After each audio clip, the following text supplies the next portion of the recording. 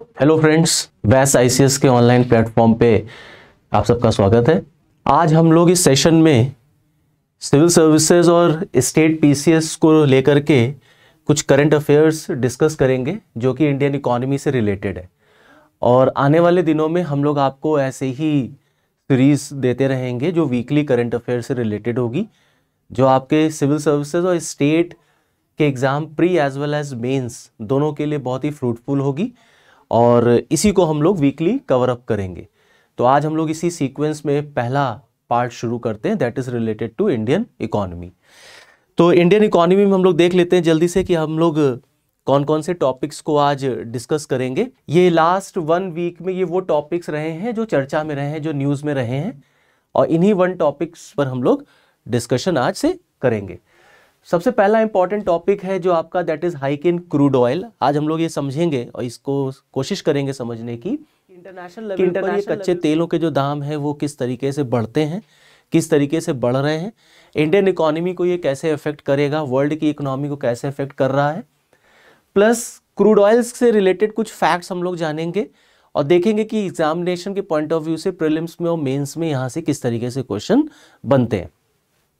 उसके बाद हम लोग फ्री ट्रेड डायलॉग पर डिस्कशन करेंगे between India and UK. Number of countries के साथ भारत का फ्री ट्रेड डायलॉग चल रहा है, जिसमें यूनाइटेड किंगडम के साथ भी हमने फ्री ट्रेड डायलॉग नेगोशिएशंस जो है वो शुरू किए हैं। इसको हम लोग समझेंगे और इसी में हम लोग कुछ फैक्ट्स एंड फिगर्स को भी देखेंगे, अपने एग्जामिनेशन के पॉइंट ऑफ व्यू से समझेंगे that how this topic is important. उसके बाद भारत सरकार की एक योजना, एक स्कीम दैट इज रिलेटेड और that is known as design linked incentive scheme, इसको हम लोग समझने की कोशिश करेंगे। और फिर अभी रिसेंटली सेबी ने एंकर इन्वेस्टर्स के लिए कुछ नए गाइडलाइन इशू किए हैं, तो हम लोग समझेंगे वो गाइडलाइन क्या है और एंकर इन्वेस्टर्स क्या होते हैं, एंकर इन्वेस्टर्स क्या होंगे, और 2-3 इन्वेस्टर जैसे एंजल इन्वेस्टर अक्सर टर्म न्यूज में रहता है, तो इसको हम लोग समझने की कोशिश करते हैं। तो चलते हैं हम लोग पहले न्यूज से हम लोग शुरुआत करते हैं। अभी फिलहाल थोड़ा सा आप लोगों को हो सकता है इसमें जो इमेज है, जो लाइंस लिखी हुई हैं, वो थोड़ा सा आपको ब्लंट टाइप की दिख रही होगी, बट इसका पीडीएफ आपको मिल जाएगा, ठीक है। तो आपको परेशान होने की ज़रूरत नहीं है। फिलहाल मैं इसको रीड आउट कर दूंगा और एक एक चीज़ आपको हम समझाएंगे। ना देखिए क्या न्यूज़ है, क्या एग्जामिनेशन के पॉइंट ऑफ व्यू से क्या इंपॉर्टेंट है यहाँ पर। अभी हाल के दिनों में बहुत चर्चा में रहा है, that is the hike in crude oil. अब आप अगर हेडलाइन देख रहे होंगे तो लिखा है Brent at 7-year high, how are economy, market and investors impacted। ठीक, oil prices are at their highest level since 2014। Brent crude hit $88.3 per barrel on Thursday। तो आपको यहाँ पर एग्जामिनेशन के पॉइंट ऑफ व्यू से कुछ चीजें हम हाईलाइट करेंगे, वो आपको देखना है। जैसे फॉर एग्जाम्पल ये ब्रेंट क्रूड क्या है, पूरा का पूरा आपको न्यूज नहीं पढ़ना है, ना पूरा का पूरा न्यूज आपको समझना है। इसमें से कुछ इंपॉर्टेंट चीजें हैं जो आपको अपने एग्जाम के लिए जाननी है। जैसे फॉर एग्जांपल ये ब्रेंट क्रूड क्या होता है, तो इस पर भी हम लोग आगे डिस्कस करेंगे। Brent has spiked 8% over the past week, rocking stock market that were otherwise relatively steady in spite of the third wave of COVID-19 across the country. Over the last 6 trading sessions, the benchmark Sensex at the BSE has lost 1771 point over the fresh concern around inflation, current account deficit, fiscal deficit and even the currency। अब यहाँ पर आपको examination के point of view से, अपने prelims के point of view से, PT के पॉइंट ऑफ व्यू से इन्फ्लेशन का टॉपिक, करंट अकाउंट डेफिसिट और ये फिस्कल डेफिसिट जो है ये इंपॉर्टेंट है, इसको आपको जानना है। करंट अकाउंट डेफिसिट क्या होता है, इन्फ्लेशन क्या है, या आपका फिस्कल डेफिसिट क्या होता है, राजकोषीय घाटा क्या। अब देखिए why this crude oil is rising. हाल के दिनों में ये कच्चा तेल का जो दाम है ये बढ़ क्यों रहा है, यहाँ पर आपको कुछ रीजंस मिलेंगे, मैं रीड आउट कर दे रहा हूँ। जैसे for example, the spike has been driven primarily by fear of supply side disruption. जो कच्चे तेल के दामों में आपको इंक्रीमेंट दिखेगा इंटरनेशनल लेवल पर, वो बेसिकली उसका सबसे बड़ा कारण है, that is supply side disruption.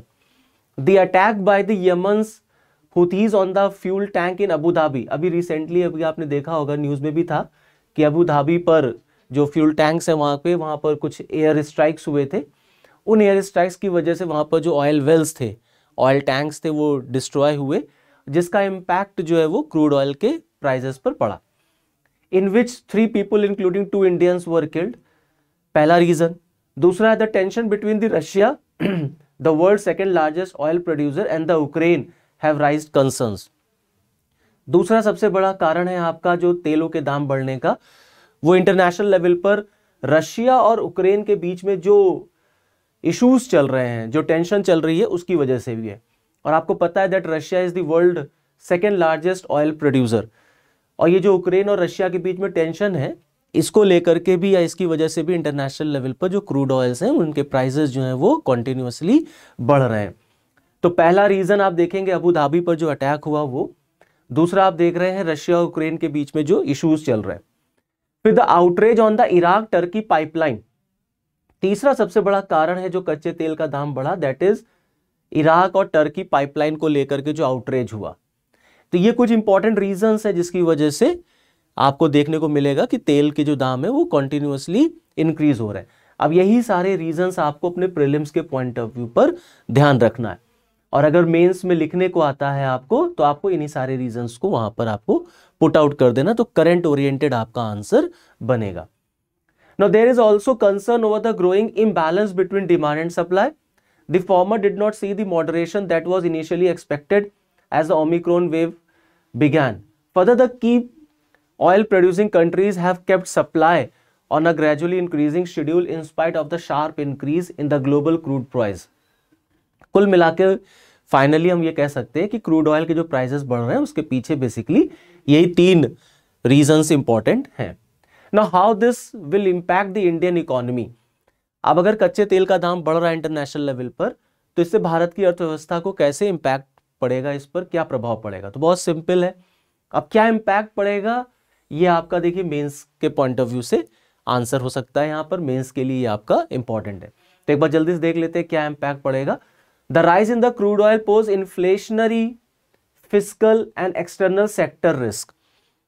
तो क्या इंपैक्ट पड़ेगा, सबसे पहला इंपैक्ट कि आपके इन्फ्लेशन, आपका जो इन्फ्लेशन है वो आपका बढ़ेगा। अगर कच्चे तेल के दाम सपोज करिए फॉर एग्जांपल बढ़ते हैं तो आपका इन्फ्लेशन जो है देश में वो बढ़ेगा, महंगाई बढ़ जाएगी। दूसरा उसके बाद भारत सरकार का जो फिस्कल डेफिसिट होता है, राजकोषीय घाटा, वो गवर्नमेंट ऑफ इंडिया का बढ़ेगा। और कहीं ना कहीं हमारा जो एक्सटर्नल सेक्टर है या हम कह सकते हैं करंट अकाउंट डेफिसिट है उस पर भी प्रभाव पड़ेगा। तो अब अगर हमको लिखने को आ रहा है या प्रीलिम्स में एनालिसिस बेस्ड क्वेश्चन हमारा बन रहा है तो हम ये सारे पॉइंट्स वहां पर लिख सकते हैं, वहां पर हम इसको मेंशन कर सकते हैं। तो मुख्य तौर पर ये 3 कारण इन्होंने दिखाए हैं कि जो है इन्फ्लेशन, फिस्कल और external sector risk. Crude oil related products have a direct share of over 9% in WPI basket. कच्चे तेल से रिलेटेड जो प्रोडक्ट्स होते हैं उनका डायरेक्ट शेयर होता है over 9% in the WPI basket. Now what is this WPI basket? Now WPI basket is related to inflation. WPI wholesale price index है, और ये wholesale price index जो होता है ये इन्फ्लेशन को मेजर करने का एक इंडेक्स होता है। तो अगर कच्चे तेल का दाम बढ़ रहा है तो उसका कहीं ना कहीं इंपैक्ट होलसेल प्राइस इंडेक्स पे पड़ेगा, और होलसेल प्राइस इंडेक्स में जो इन्फ्लेशनरी रेट्स होंगे वो हमारे बढ़ जाएंगे। तो कहीं ना कहीं भारत में महंगाई जो है वो बढ़ेगी। उसके बाद India imports more than 80% of its oil requirement. Now this fact is important कि भारत 80% अपना जो ऑयल है वो ऑयल रिक्वायरमेंट है वो हम इंपोर्ट करते हैं, but the share of oil import in its total import is around 25%. Rising oil prices will impact the current account deficit, जो भी मैंने आपको बताया कि अगर भारत में कच्चे तेल का दाम बढ़ेगा या इंटरनेशनल लेवल पर भी कच्चे तेल का दाम बढ़ रहा है तो हमारा करंट अकाउंट डेफिसिट जो है वो प्रभावित होगा। Now what is current account deficit? तो यहाँ पे इन्होंने उसको एक्सप्लेन भी कर रखा है कि current account deficit is the difference between the value of goods and services imported and exported. Current account deficit आपका ये जो टर्म है करंट अकाउंट डेफिसिट, ये basically this current account deficit जो होता है ये बेसिकली आपका एक्सटर्नल सेक्टर से रिलेटेड है। जब हम लोग फॉरेन ट्रेड पढ़ते हैं तो हम लोग करंट अकाउंट डेफिसिट देखते हैं। तो current account deficit basically balance of payment को स्टडी करते समय आता है। तो बैलेंस ऑफ पेमेंट को जब आप पढ़ेंगे तो बैलेंस ऑफ पेमेंट में आप पाएंगे भारत सरकार के 2 तरह के अकाउंट्स होते हैं। एक होता है आपका करंट अकाउंट और एक होता है आपका capital account. Current account deficit का मतलब है कि इस अकाउंट में सरकार के घाटा होगा। घाटा होने का मतलब होता है कहीं ना कहीं हमारा एक्सपोर्ट और इंपोर्ट का इम्बैलेंस होता है। तो एक्सपोर्ट और इंपोर्ट का इम्बैलेंस कैसे होगा? जब गवर्नमेंट एक्सपोर्ट कर रही होती है, जब कोई भी देश एक्सपोर्ट करेगा तो एक्सपोर्ट करने से सरकार को अर्निंग होती है, उसकी कमाई होगी।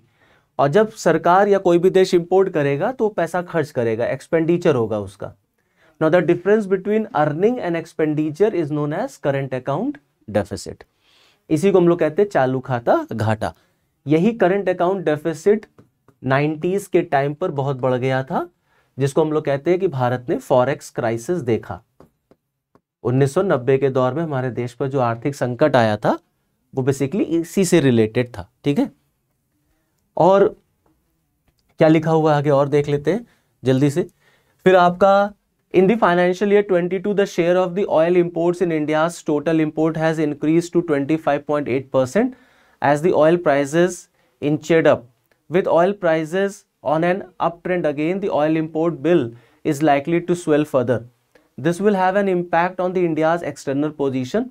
We estimate that a 10% hike in oil prices will lead to an increase of India's CAD by US $15 billion or 0.4% of GDP. 0.4% of GDP तक हमारा CAD बढ़ सकता है। This will have a negative impact on Indian rupee. हमारे रुपया की जो value होगी डॉलर के मुकाबले वो कहीं ना कहीं गिर सकती है। The rise in crude oil price is also expected to increase the subsidy on LPG and kerosene pushing up the subsidy bill. अगर कच्चे तेल के दाम बढ़ते हैं तो कहीं ना कहीं सरकार के ऊपर इंपैक्ट पड़ेगा। तो भारत सरकार को पब्लिक को रिलीफ देने के लिए सब्सिडी वगैरह देनी पड़ेगी, जो सरकार के ऊपर एक तरीके का बर्डन बढ़ा देगी और सरकार का जो राजकोषीय घाटा है, फिस्कल डेफिसिट है, वो कहीं ना कहीं बढ़ेगा।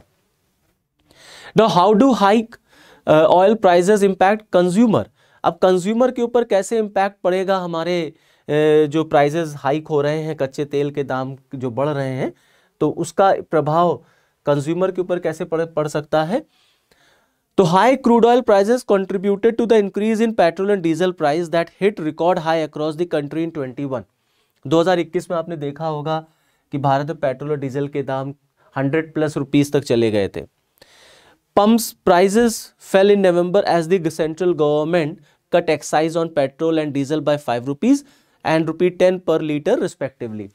फिर आप देखेंगे कि नवंबर से हमारे देश में, नवंबर 21 से हमारे देश में पेट्रोल और डीजल के रेट कुछ गिरे थे, जब भारत सरकार ने पेट्रोल से एक्साइज ड्यूटी 5 रुपए और डीजल से 10 रुपया कम किया था। और कई स्टेट गवर्नमेंट्स ने वैल्यू एडेड टैक्स, जिसको हम लोग वैट कहते हैं, उसको भी रिड्यूस किया था। तो अगर कच्चे तेल का दाम बढ़ेगा तो how this high oil prices will impact consumer? तो पेट्रोल और डीजल के रेट्स बढ़ जाएंगे, जैसा कि 21 में हमने देखा कि 100+ जो है वो रुपया पेट्रोल और डीजल का दाम हुआ था। Now how can be the impact on investor sentiments and the market?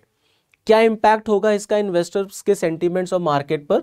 Investor sentiment has taken a beating over the last few days in the line with rising crude prices. Foreign portfolio investors who had invested a net of rupees 3950 crore until January 11 have turned net seller over the last 7 trading sessions, pulling out a net of rupees 12,825 crore from Indian equities, leading to a fall of nearly 3% in the Sensex. अगर crude oil के rates बढ़ते रहेंगे तो कहीं ना कहीं हमारा जो शेयर मार्केट है, हमारा जो बाजार है, BSE NSE है, कहीं ना कहीं वो भी इफेक्ट होता है, उस पर भी उसका प्रभाव इम्पैक्ट पड़ेगा। और क्या इम्पैक्ट पड़ेगा, क्या प्रभाव पड़ेगा कि वहां पर पैसे का इन्वेस्टमेंट कम हो जाएगा, पैसे का फ्लो कम होगा, पुलिंग आउट ज़्यादा हो जाएगा। ठीक, even domestic institutional investors who invested a net of rupees 6,919 crore between January 1 and 14 have turned caution. यहाँ तक कि जो घरेलू आपके जो डोमेस्टिक इन्वेस्टर्स होंगे वो भी बहुत कॉशन हो जाएंगे, वो भी बहुत प्रिकॉशनरी मेजर्स अडॉप्ट कर लेंगे और वो भी शेयर बाजार में पैसा इन्वेस्ट ज़्यादा नहीं करेंगे। द रुपए has fallen nearly 1% against the dollar. अगर कच्चे तेल का दाम बढ़ता रहेगा, क्रूड ऑयल महंगा होगा, तो रुपया का जो वैल्यू है वो भी डॉलर के मुकाबले गिर जाएगा। तो रुपी हैज फॉलन डाउन, ठीक है, देखिए लिखा हुआ है ना, rupee has fallen down. While the rise in crude oil prices is a concern for Indian economy, I think the market is more worried about the impact of US inflation and the subsequent reaction by the Federal Reserve. Okay? तो rise in crude oil जो है, हमारा कच्चे तेल का जो दाम बढ़ता है, वो हमारे लिए, हमारी इंडियन इकोनॉमी के लिए बहुत ही मैटर ऑफ कंसर्न है। उसका इम्पैक्ट पड़ता है। कच्चे तेल का दाम अगर इंटरनेशनल लेवल पर बढ़ेगा तो कहीं ना कहीं भारत में, चाहे वो शेयर बाजार हो, चाहे वो इन्फ्लेशन हो, चाहे वो हमारा फिस्कल डेफिसिट हो, चाहे वो हमारा करंट अकाउंट डेफिसिट हो, सब इफेक्ट होगा। ठीक है, तो इसी से रिलेटेड ये न्यूज़ थी जो कि आपके एग्जामिनेशन के पॉइंट ऑफ व्यू से इम्पॉर्टेंट है। और इसी से रिलेटेड अब हम लोग कुछ फैक्ट्स वगैरह देखते हैं जल्दी से कि ये फैक्ट्स क्या है, इससे रिलेटेड हमारे प्री में क्या आ सकता है। ये तो मैंने न्यूज़ जो करंट में रही वो आपके साथ डिस्कस किया। अब हमको देखना है इसका ट्रेडिशनल पार्ट क्या है। तो देखिए, जब हम कच्चे तेल की दाम की बात करते हैं या कच्चे तेल की हम बात करते हैं, तो इंटरनेशनल लेवल पर उसको मेजर करने के कुछ बेंचमार्क्स होते हैं, जिसमें से एक बड़ा इंपॉर्टेंट बेंचमार्क है, that is known as Brent crude oil, और एक होता है WTI, that is West Texas Intermediate. Now what is this Brent crude oil and what is this West Texas intermediate?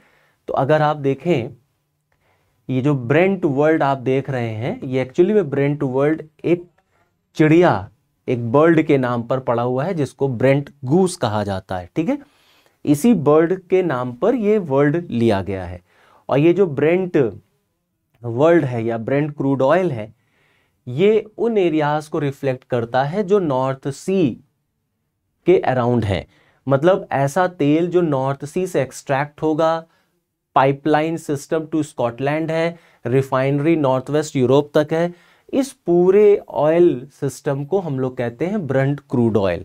मतलब जो नॉर्थ सी से लेकर के अटलांटिक ओशन तक जो भी पूरा ऑयल का मार्केट है या ऑयल वहाँ पर मैन्युफैक्चर हो रहा है, वहाँ से एक्सट्रैक्ट हो रहा है, उसको मेज़र या उसका जो बेंचमार्क है मेज़र करने का, that is known as Brent crude oil benchmark. जो WTI है, वेस्ट टेक्सास इंटरमीडिएट, ये WTI बेसिकली टेक्सास जो अमेरिका में पड़ता है उसके नाम पर पड़ा है। तो यहाँ पर WTI extraction Texas, Louisiana, North Dakota, pipeline आप देखेंगे टू ओक्लाहोमा, और रिफाइनरी है Middle West and Gulf of Mexico. तो इसको आप एक बार देख सकते हैं, ये आपके एग्जाम के लिए इंपॉर्टेंट है कि ये ब्रेंट क्रूड ऑयल क्या होता है और WTI क्या होता है। अब हम लोग जल्दी से एक बार समझ लेते हैं सब। Now see, Brent crude oil and WTI are the benchmarks of the crude oil prices at the international level. अंतर्राष्ट्रीय स्तर पर कच्चे तेल क्रूड ऑयल प्राइसेस का जो बेंचमार्क है वो ब्रेंट क्रूड ऑयल और WTI है। The crude oil which is extracted from North Sea near Norway, Sweden and UK, इसे हम लोग ब्रेंट क्रूड ऑयल प्राइस कहते हैं। And while the crude oil extracted in the USA is benchmarked as WTI West Texas Intermediate Price। जो कच्चा तेल, जो crude oil America के वेल से निकलता है, वो मेजर जो होता है इंटरनेशनल लेवल पर, वो वेस्ट टेक्सास इंटरमीडिएट प्राइस पे होता है।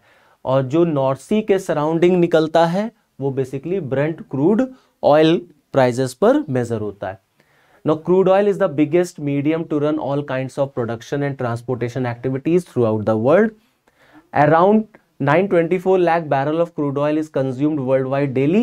India consumes about 35 lakh barrel of the crude oil daily, and India imports near about 80 plus or 83 of it total consumption.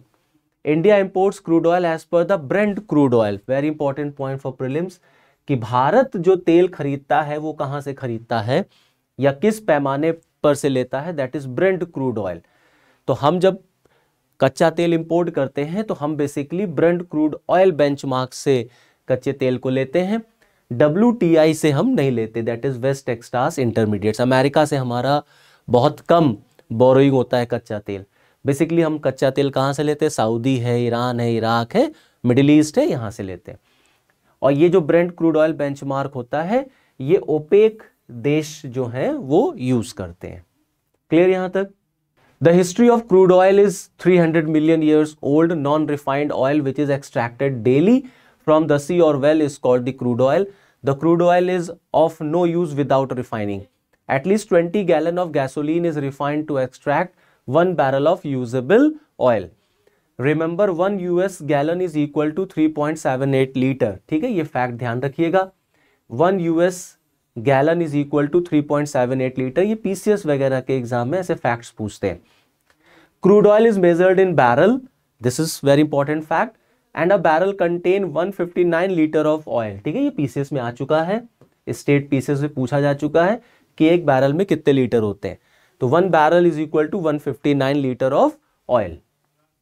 Actually, there are two main methods of oil exploration in the world, one from the land or wells and the other from sea. It also happens that the quality of crude oil extracted from each region is different. Some contain more sulfur and some are more flammable. The crude oil which is extracted from the sea can be transported easily to many locations with the help of ships, and the oil which is extracted from the wells like America, it is supplied with the help of pipeline or trucks that is quite expensive. Apart from this, the oil traders also calculate that which is the suitable region to buy crude oil and in which region it is available at a cheaper price. So the benchmark price of crude oil is decided after considering many facts like oil quality, oil quantity and transportation facility or cost. Therefore, the trader or importing country takes the final decision regarding the purchase on the basis of the benchmark price of the crude oil. There are 3 main crude oil benchmark worldwide. विश्व में हम लोग 3 benchmarks का use करते हैं crude oil को major करने का। Brent crude oil benchmark, WTI benchmark and Dubai and Oman benchmark. Now crude oil extracted from North Sea, मैंने आपको भी जस्ट बताया, near Norway and the United Kingdom is sold at crude oil benchmark. ठीक है, या Brent crude oil benchmark. तो ऐसा तेल या ऐसा कच्चा तेल या क्रूड ऑयल जो नॉर्थ सी और यूनाइटेड किंगडम, या मतलब आप ये समझ लीजिए नॉर्वे और यूनाइटेड किंगडम के आसपास से निकाला जाता है, उसे ब्रेंट क्रूड ऑयल बेंचमार्क पर बेचा जाता है। Crude oil of this region contain high percentage of sulphur which is good to extract diesel of good quality. इसमें सल्फर बहुत होता है, इसीलिए अच्छी क्वालिटी का डीजल यहां से निकलता है। 2/3 of the world's crude contracts are signed in this Brent crude oil benchmark. World के 2/3 वर्ल्ड्स क्रूड कॉन्ट्रैक्ट जो है वो ब्रेंट क्रूड ऑयल बेंचमार्क पर ही साइन होते हैं। WTI oil of this benchmark is extracted from American oil well.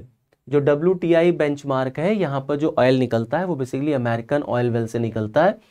It is transported through a pipeline and is stored in Oklahoma, USA. It is used to make low sulfur gasoline and low sulfur diesel. It is lighter due to its lower API gravity and sweeter due to low sulfur. इसमें sulphur की मात्रा कम पाई जाती है। फिर आपका एक होता है that is Dubai and Oman benchmark. Oil extracted from Arab countries is sold by referencing this benchmark. तो अरब कंट्रीज से जो ऑयल एक्सट्रैक्ट होते हैं उन्हें दुबई और ओमान बेंचमार्क पर ही बेचा जाता है। भारत के लिए सबसे इंपॉर्टेंट है ब्रेंट क्रूड ऑयल, क्योंकि हम इसी ब्रेंट क्रूड ऑयल बेंचमार्क से तेल खरीदते हैं। फिर ये आपका है, इसको आप पढ़ लीजिएगा, इसको आप PDF फाइल में आपको मिल जाएगा। ये डिफरेंशिएशन है बिटवीन ब्रेंट क्रूड ऑयल और WTI बेंचमार्क जो आपके प्रीलिम्स के लिए इंपॉर्टेंट है। और फिर एक क्वेश्चन हम लोग देखते हैं, ये आपके एग्जाम का सिविल सर्विसेज का एक प्रीलिम्स का क्वेश्चन ही आ चुका है। The term West Texas Intermediate sometimes found in news to a grade of. ठीक है, अक्सर हम लोग ये वेस्ट टेक्सास इंटरमीडिएट वर्ड पाते हैं ना, ये बेसिकली किससे रिलेटेड है? क्रूड ऑयल से, बुलियन से, रेयर अर्थ एलिमेंट से कि यूरेनियम से? तो इट्स वेरी सिंपल कि वेस्ट टेक्सास इंटरमीडिएट, अब आप आंसर इसका दे ले जाएंगे। जो अक्सर न्यूज में रहता है वो बेसिकली किससे रिलेटेड है? तो that is related to crude oil से। ठीक, so this was the first news. अब हम लोग आगे बढ़ते हैं, अपनी नेक्स्ट न्यूज़ पर आते हैं, that is free trade dialogue between India and UK. ठीक है, जो अभी नेगोशिएशंस चल रही हैं, free trade dialogue between India and UK.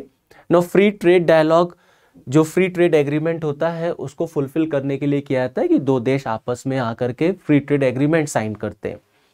No, free trade agreement क्या होता है कि जैसे फॉर एग्जांपल कोई भी दो कंट्रीज हैं, मान लीजिए सपोज करिए इंडिया या हम यूके ही ले लेते हैं, दोनों लोगों के बीच में अगर फ्री ट्रेड एग्रीमेंट साइन हुआ है, एफटीए साइन हो जाए अगर फ्री ट्रेड एग्रीमेंट, तो इन दोनों देशों के जो गवर्नमेंट होंगी वो इस बात को लेकर के डिसाइड करेंगी कि दोनों देश आपस में जब व्यापार करेंगे तो उनके ऊपर कोई भी बैरियर एज सच नहीं लगेगा। तो बैरियर एज सच नहीं लगने का मतलब होता है चाहे वो टैरिफ बैरियर हो और चाहे वो नॉन टैरिफ बैरियर हो। कोई भी कंट्री किसी भी कंट्री के जब व्यापार को डिस्टर्ब करना चाहती है तो उसके ऊपर कुछ बैरियर्स लगाते हैं। और बैरियर्स जब हम लोग ट्रेड रिलेटेड पढ़ते हैं तो उसमें दो तरह के बैरियर्स आते हैं, one is your trade related और you can say that tariff related, and the second one is your non tariff related. तो जब कोई भी कंट्री या दो देश आपस में एग्रीमेंट साइन कर लेते हैं तो they decide that they will not impose any type of barrier, whether that is your tariff barrier और that is your non tariff barrier. तो यही अभी इंडिया और यूके के बीच में बातचीत चल रही है। इसी में एक बहुत इंपॉर्टेंट टर्म है जो आपको जानना है अपने एग्जामिनेशन के पॉइंट ऑफ व्यू से, that is early harvest agreement. ये अर्ली हार्वेस्ट एग्रीमेंट क्या होता है? ठीक है, इंडिया और ब्रिटेन के बीच में फ्री ट्रेड एग्रीमेंट को लेकर के बातचीत जो शुरू हुई, तो अभी एग्रीमेंट तो नहीं साइन हो पाया, बट दोनों गवर्नमेंट्स ने ये डिसाइड किया कि ऐसा करते हैं हम लोग अर्ली हार्वेस्ट एग्रीमेंट कर लेते हैं। अर्ली हार्वेस्ट एग्रीमेंट भी कहते हैं, अर्ली हार्वेस्ट डील भी कहते हैं, कहीं कहीं पे अर्ली हार्वेस्ट पैक्ट भी लिखा रहता है। Now what is this early harvest agreement? Early harvest agreement are used to liberalise tariff on the trade of certain goods between two countries और trading block before a comprehensive free trade agreement is concluded. अगर free trade agreement नहीं हो पा रहा है, suppose करिए for example 100 items की list बनाई गई और कहा गया इन 100 आइटम्स पर हम लोग फ्री ट्रेड एग्रीमेंट करेंगे और ये नहीं हो पा रहा है, तो ये डिसाइड हो जाता है कि चलो अच्छा 100 नहीं तो ऐसा करते हैं 40 आइटम्स पर पहले हम लोग डील करते हैं, 40 आइटम्स पर हम लोग पहले बातचीत करते हैं और कोई एग्रीमेंट साइन करते हैं। अगर आउट ऑफ 140 आइटम्स पर हमने कंक्लूड कर लिया है कोई agreement, no that is known as early harvest agreement. Early harvest agreement free trade agreement के कंक्लूजन से पहले एक स्टेज होती है। तो what is early harvest agreement? It is to liberalise tariff on the trade of certain goods between two countries और trading blocks before a comprehensive free trade agreement. Early harvest scheme is a precursor to a free trade agreement between two trading partners. This is to help the two trading countries to identify certain products for tariff liberalization pending the conclusion of FTA negotiations. It is primarily a confidence building measure between the two trading partners. तो early harvest agreement क्या होता है? It's basically a confidence building measure. ये एक प्रकार का confidence building major होता है। An early harvest scheme is an agreement between two states or regional trading blocks which liberalizes tariff on certain goods preceding the conclusion of free trade agreement. तो free trade agreement से पहले अगर कुछ certain products पर tariff को liberalise करने की बातचीत बन जाती है तो उसी को हम लोग कहते हैं early harvest agreement. Now this early harvest agreement is important for prelims, इसको ध्यान रखिएगा। FTA is very important for your mains point of view. ठीक, तो क्योंकि FTA न्यूज में था तो उसी से रिलेटेड आपका एग्जाम के से रिलेटेड एक न्यूज आ गई, that is early harvest agreement क्या होता है। आई होप यहां तक समझ में आया होगा अर्ली हार्वेस्ट एग्रीमेंट। हम लोग आगे बढ़ते हैं। Next news is that is designed linked incentive scheme. Now what is this designed linked incentive scheme? तो डिजाइन लिंक्ड इंसेंटिव स्कीम अभी न्यूज में इसलिए थी क्योंकि भारत सरकार ने कुछ अनाउंसमेंट किया। जैसे for example The Ministry of Electronic and Information Technology has invited applications from 100 domestic companies, micro, small and medium enterprises as well as startups for incentives under the Design Linked Incentive Scheme. So Design Linked Incentive Scheme basically incentive provide करने के लिए है. Ministry of electronic और information technology ने 100 applications invite की हैं from domestic companies, MSMEs and startups.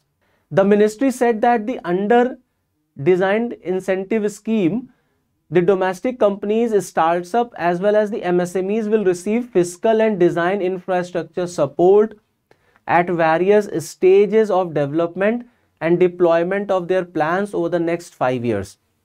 मंत्रालय कह रहा है कि डिजाइन लिंक्ड इंसेंटिव स्कीम के तहत जो स्टार्टअप्स हैं या एमएसएमईज हैं उनको सरकार की तरफ से पैसे से सहायता की जाएगी, फिस्कल इंसेंटिव्स वगैरह उनको प्रोवाइड किया जाएगा, एज वेल एज उनको डिजाइन इंफ्रास्ट्रक्चर सपोर्ट भी मिलेगा.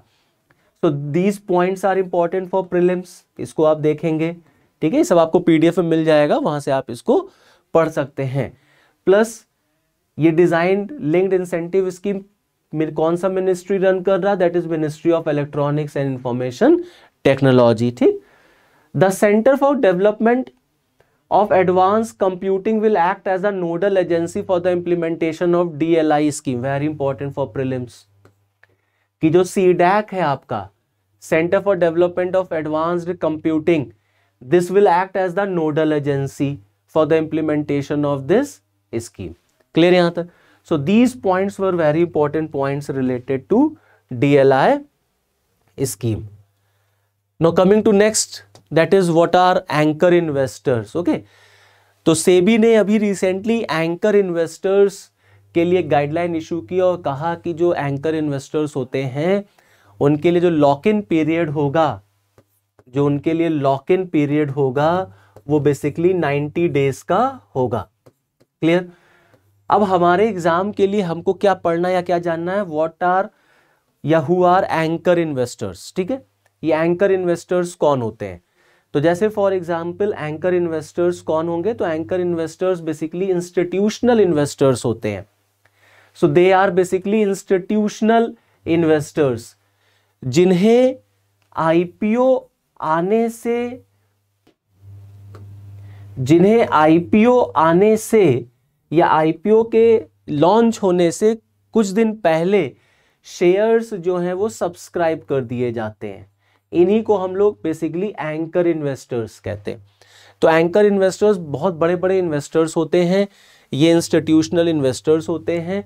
कंपनी जब अपना आईपीओ ला रही होती है, that is initial public offer, तो आईपीओ लाने से पहले कंपनी एंकर इन्वेस्टर्स को, बड़े बड़े इन्वेस्टर्स को कुछ शेयर्स जो है वो सब्सक्राइब कर देती है. सब्सक्राइब करने का मतलब होता है कुछ शेयर्स उनको अलॉट कर देती है जिससे कि वो उस कंपनी में पैसा इन्वेस्ट कर सके. तो उन्हीं को हम लोग एंकर इन्वेस्टर्स कहते हैं. इनके लिए सेबी ने लॉक इन पीरियड अब 90 डेज का कर दिया है. ठीक है, तो हमें अपने एग्जाम के लिए क्या जानना है कि एंकर इन्वेस्टर्स कौन होते हैं. ठीक. As the name denotes, the anchor investors are required to take up the share at a fixed price to make other investors confident and improve the demand of the share. This process also helps to improve the investment opportunity for retail investors with the company. Each anchor investor needs to invest a minimum of ₹10 crore in the issue. ठीक. तो anchor investors क्या हो गए? Institutional investors होते हैं. इनको किस तरीके से काम कराया जाता है? तो एंकर इन्वेस्टर्स वो होंगे जिनको कंपनी आईपीओ आने से पहले शेयर्स सब्सक्राइब कर देती है, उन्हीं को हम बेसिकली एंकर इन्वेस्टर्स कहते हैं. अब एंकर इन्वेस्टर्स के ही साथ साथ हम लोग समझते हैं कि एंजल इन्वेस्टर्स वगैरह क्या होते हैं. ठीक है, तो एंजल इन्वेस्टर भी एक टर्म रहता है. कुछ फीचर्स समझ लेते हैं पहले एंकर इन्वेस्टर्स के. और the anchor investors who apply for the anchor quota surely get guaranteed allotment. Anchor investors are able to make an offer of share at anywhere. It is to be noted that it should be within the price band which is declared by the company. The anchor investor is not allowed to sell his or her share for at least 30 days after the allotment. Investor who wants to flip share on the listing are advised not to issue this anchor route. One of the main feature of the anchor investor is the allotment is done a day before an IPO open. Now this point is very important कि anchor investors के लिए anchor investment का सबसे बड़ा feature क्या होता है कि the allotment is done a day before N IPO open. जब आईपीओ ओपन होने वाला होता है उससे एक दिन पहले इनको अलॉटमेंट किया जाता है. ठीक, और अब इनका लॉक इन पीरियड कितना हो गया है उसको आप ध्यान रखिएगा, दैट इज योर 90 डेज. मतलब वो सेल आउट नहीं कर सकते अपना शेयर. अब एंजल इन्वेस्टर्स देख लेते हैं, ये भी न्यूज में बहुत रहता है angel investor. An angel investor, also known as private investor, seed investor or angel funder, is a high net worth individual who provides financial backing for the small startup or entrepreneur. ठीक, this is important. Now angel investors कौन होते हैं? ऐसे investors होते हैं जो startups में invest करते हैं, जो entrepreneurship में invest करते हैं, typically in exchange of ownership equity in the company. Often angel investors are found among an entrepreneur's family and friends. The funds that angel investors provide may be a one-time investment to help the business get off the ground or an ongoing injection to support and carry the company through its difficult early stage. ठीक, तो prelims में हमको क्या जानना है, पूछा जाए angel investors क्या होते हैं, तो angel investors are also known as private investors, seed investors, angel funder, और ये बेसिकली इन्वेस्ट करते हैं कहाँ पर? स्टार्टअप्स में. ठीक है, तो जो स्टार्टअप्स इंडिया में लग रहे हैं उनमें अगर कोई पैसा इन्वेस्ट कर रहा है तो उसी को हम लोग बेसिकली एंजल इन्वेस्टर्स कहते हैं. क्लियर यहाँ तक? इसको आप ध्यान रखेंगे, प्रीलिम्स के लिए बहुत इंपॉर्टेंट है. अब हम लोग अपना जल्दी से देख लेते हैं आईपीओ क्या होता है. ये भी आजकल बहुत न्यूज़ में, जैसे LIC का आईपीओ आने वाला है. तो आईपीओ क्या होता है? Initial public offer. ठीक, इनिशियल पब्लिक ऑफर, सपोज करिए फॉर एग्जांपल मान लेते हैं जैसे कोई शेयर मार्केट है, अगर हम शेयर बाजार की हम बात करें,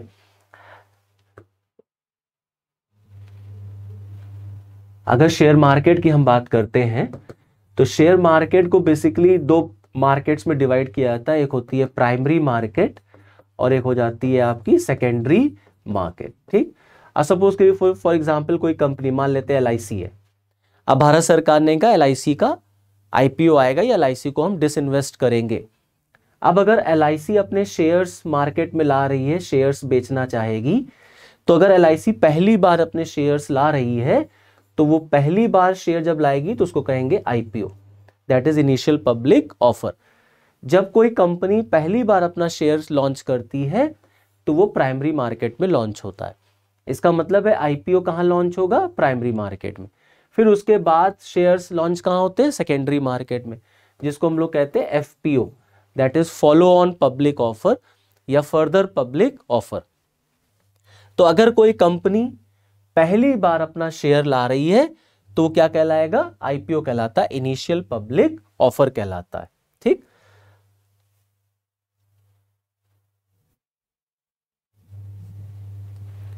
now what is initial public offer? An initial public offering refers to the process of offering shares of a private corporation to the public in a new stock insurance. Companies must meet requirement by exchange and the Securities and Exchange Commission to hold an IPO. IPOs provide companies with an opportunity to obtain capital by offering shares through the primary market. Companies hire investment banks to market gauge demand, set the IPO price and date, and more.